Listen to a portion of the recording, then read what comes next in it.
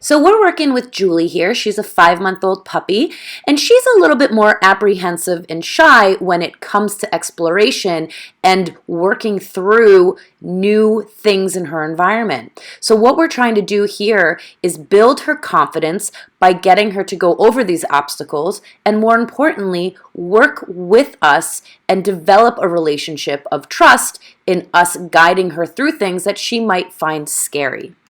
We are using the food chasing method to help encourage her to go up and over some of these obstacles. So basically, we're luring her with the food, and we can also tell a little bit more about what her opinion is about what we're trying to teach her because she's taking the food. A truly fearful puppy will not be eating from you if they are afraid. So you get a little insight into where Julie is mentally with the exercises that we are trying to do with her. If she was really, really fearful, not taking any guidance, not taking any food, we would scale back and work at a different pace and challenge her less. And so that's what's important. As your puppy grows, you may find that they have episodes where they're really outgoing and they really can challenge themselves, and you'll be really surprised at some of the things that they do, and then they might have moments where they become afraid or fearful of things, and they are hesitant about going through their environment because of what's going on. So what's important is how we handle those different stages, because they're completely normal as our puppies are growing and hitting different developmental periods in their age. So a couple minutes of time goes by in between these clips, and you can see that she's becoming more confident with getting on the original cot that we were working with, and she's taking the food, and she's also exploring on the next level that's a little bit higher. So again, moving at her pace, allowing her to freely come in and out of the obstacles that we are having her go over. You can see how much quicker she got up on that first cot right there and starting to move over to the next higher level, challenging herself. So we're using food chasing again to get Julie to just make further progress through this little obstacle course that we've set up.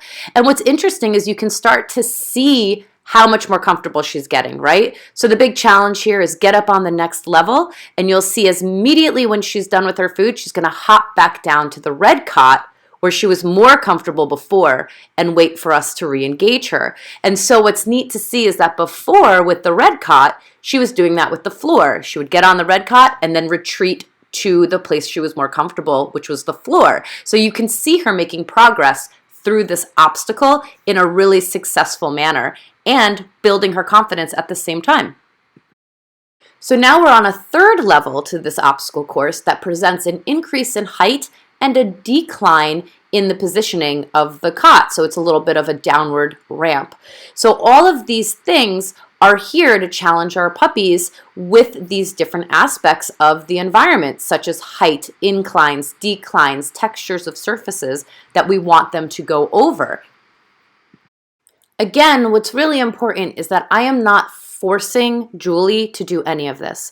If you have a puppy that is motivated and motivated to chase food, you can get them to work through things that maybe they wouldn't be motivated to do without it. So having that food drive and using it to your advantage is really important in these types of exercises.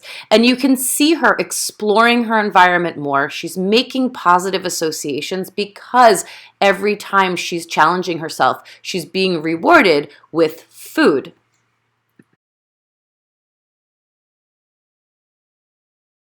So we are helping Julie every step of the way, guiding her with our lure, which is the food in our hand, but also motivating her to chase that food because of her food drive, right? A hungry puppy is going to work for food and in turn challenge themselves to get access to that resource.